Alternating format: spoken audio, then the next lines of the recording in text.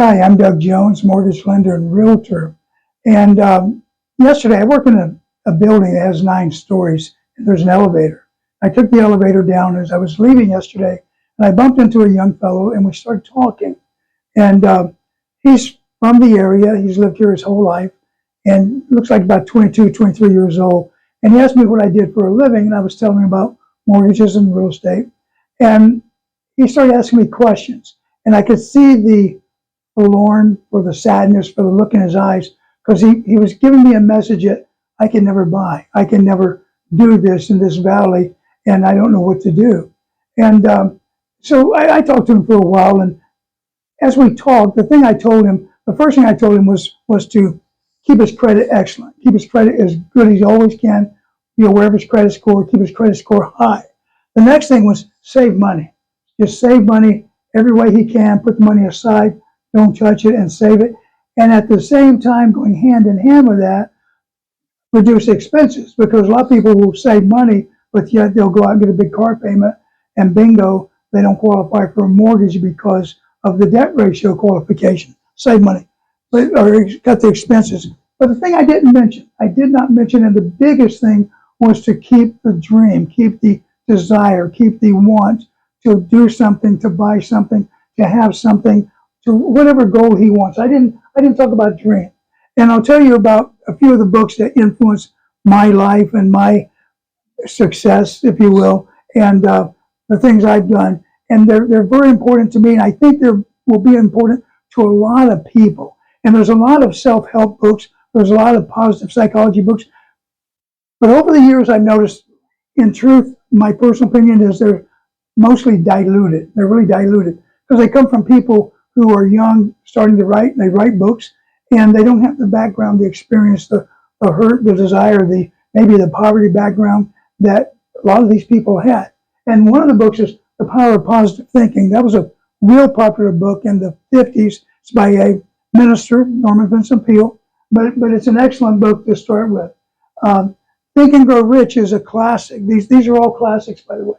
Think and Grow Rich is a classic. And you don't have to be rich, but the ideas in there, even beyond being rich, just reaching any goal, are really, really valuable and worthwhile.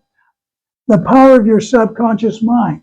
This is by another minister. He was a divine science, a religious science minister, and he was a Jesuit. He started right before he was ordained. He left the church. He's from Ireland, Dr. Joseph Murphy.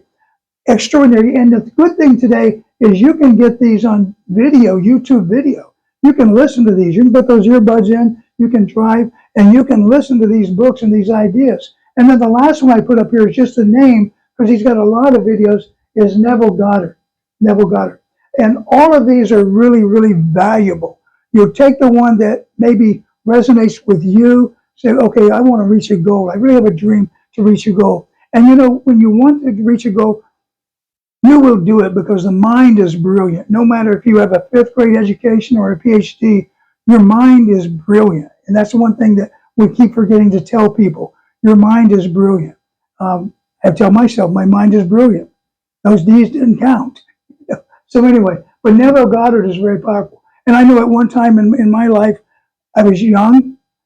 We lived in an apartment. We had a baby. My wife didn't work. She took care of the baby. And I worked 70 plus hours a week. I worked at a company called Beneficial Finance, 40 hours during the week.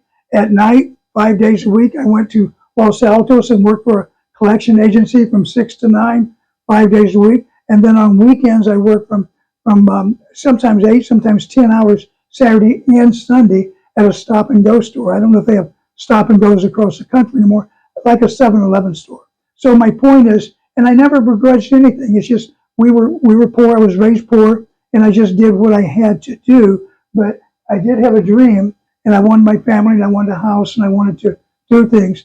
And basically, that dream has come true.